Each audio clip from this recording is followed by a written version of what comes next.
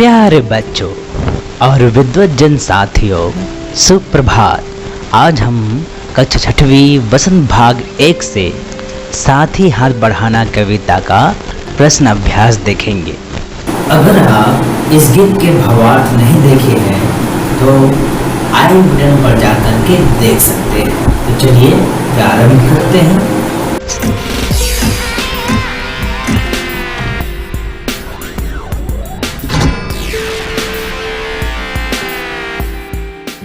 साथ ही हाथ बढ़ाना। प्रश्न पहला, यह गीत किसको संबोधित है? इसके उत्तर है, यह गीत देशवासियों को संबोधित है।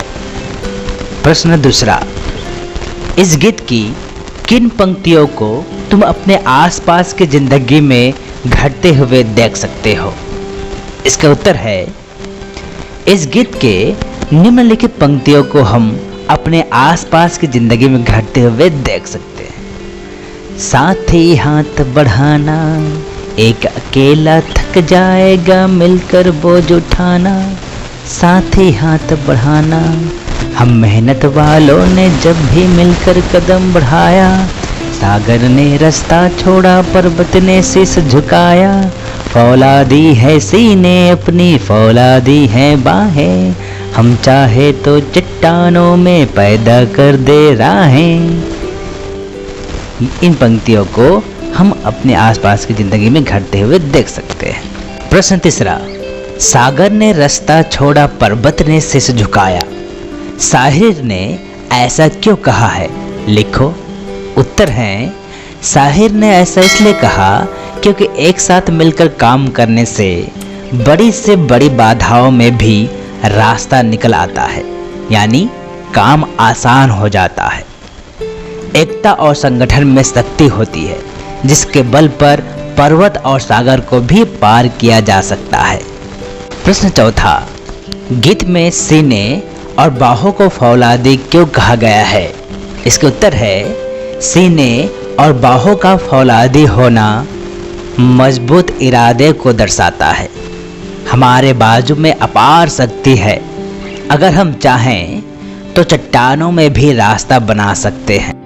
भाषा की बात से पहला प्रश्न, हाथ और हस्त एक ही शब्द के दो रूप है। नीचे दिए गए शब्दों में हस्त और हाथ छिपे हैं। शब्दों को पढ़कर बताओ कि हाथों का इनमें क्या काम है। हाथ घड़ी, हथौड़ा, हस्तशिल्प, हस्तक्षेप, निहत्था, हथकंडा, हस्ताक्षर, हथकरघा। उत्तर है हाथ घड़ी। हाथ घड़ी हाथ की कलाई पर पहनी जाती है।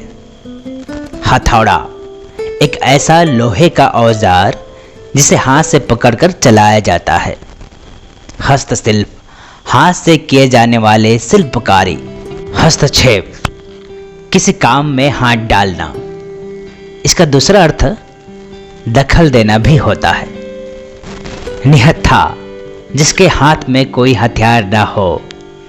हथकंडा हाथ की चालाकी। हस्ताक्षर हाथ से अपना नाम लिखकर किसी कार्य की स्वीकृति देना। हथकरघा हाथ से किए जाने वाले छोटे मोटे उद्योग धंधे, जैसे चरखा चलाना, कपड़ा बुनना, टोकरी बुनना इत्यादि। भाषा की बात से दूसरा प्रश्न, इस गीत में पर्वत, शीश, रास्ता, इंसा शब्दों के प्रयोग हुए हैं। इन शब्दों के प्रचलित रूप लिखो। उत्तर, पर्वत का प्रचलित रूप है पर्वत। इसका अन्य अर्थ पहाड़ भी होता है। शीश का प्रचलित रूप है शेष। इसका अन्य अर्थ शेर, माथा भी होता है। रास्ता का प्रचलित रूप है रास्ता। इसका अन्य अर्थ राह भी होता है। इंसा का प्रचलित रूप है इंसान। इसका अन्य अर्थ मनुष्य भी होता है। भाषा की बात से तीसरा प्रश्न, कल गैरों की खातिर की, आज अपनी खातिर करना। इस वाक्य को गीतकार इस प्रकार कहना चाहता है, तुमने कल गैरों की खातिर मेहनत की, आज तुम अपने खातिर करना। इस वाक्य में तुम करता है जो गीत की पंक्ति में छंद बनाए रखने के लिए हटा दिया गया है। उपर्युक्त पंक्ति में रेखांकित शब्द अपनी का प्रयोग करता तुम के लिए हो रहा है, इसलिए यह सर्वनाम है। ऐसे सर्वनाम जो अपने आप के बारे में बताए निजवाचक सर्वनाम कहलाते हैं। निज का अर्थ है अपना। निजवाचक सर्वनाम के 3 प्रकार होते हैं जो नीचे दिए गए वाक्यों में रेखांकित है। मैं अपने आप घर चली जाऊंगी। हिमांशु अपना काम खुद करता है। तमन्ना ने अपने लिए कुछ नहीं खरीदा। अब तुम भी निजवाचक सर्वनाम के निम्नलिखित रूपों का वाक्यों में प्रयोग करो।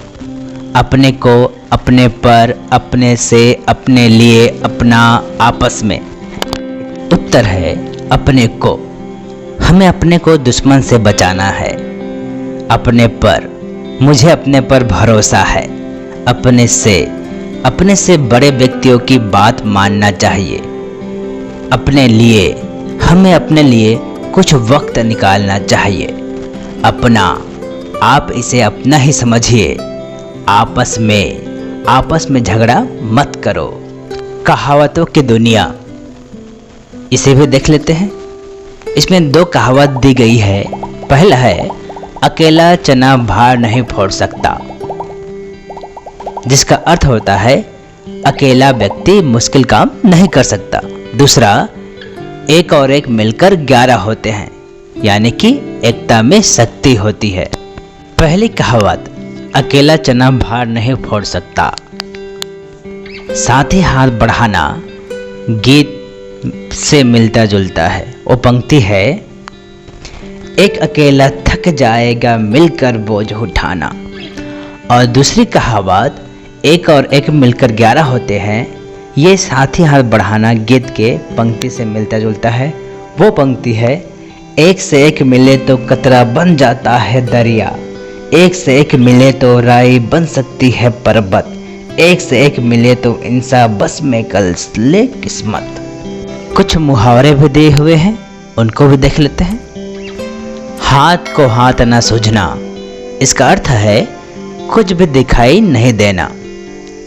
वाक्य में प्रयोग, घर में इतना अंधेरा था कि हाथ को हाथ नहीं सूझ रहा था।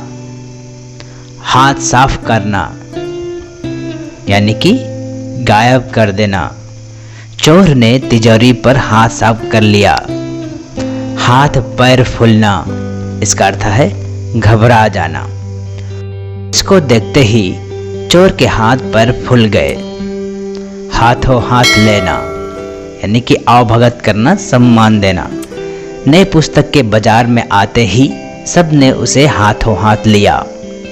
हाथ लगना, यानी कि अचानक मिल जाना।